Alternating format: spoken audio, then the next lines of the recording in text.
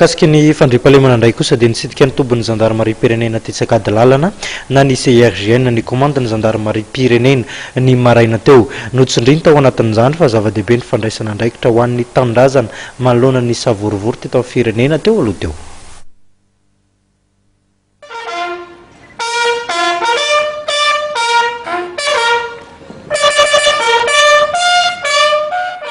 Nitsidika ny tobin'ny gendarmerie Tetsakady lalana Mahamasina CRGN Antananarivo ny général de division Rakoto François Rodin commande ny gendarmerie pirenena ny maraina teo.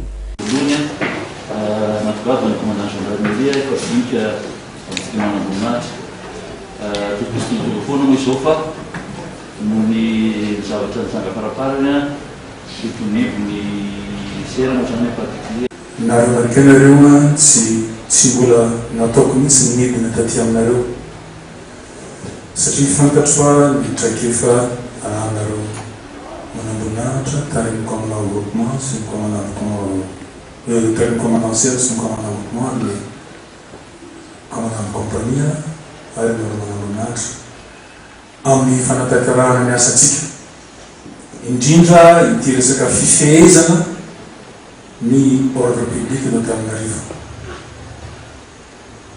Fanaritraritra zahay andrisy ny taona maro dia azo atao hoe nanao azy ho afany mihitsy ireo olona mpanao fihetsiketsena, ireo olona manozongozona ny andro fanjakana.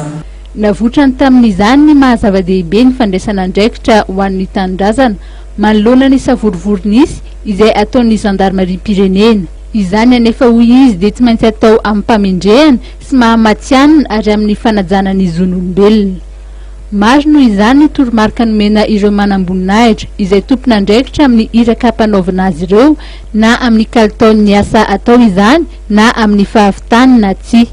Ankoatra ny fijerena ifotony ny fizotry ny fanadihadiana izay efa natompoka dia tsy nitsahatra nanantitrantitra ny mahazava-dehibe ny famerimberenana ny fiofanana ny kamandy ny gendarmerie.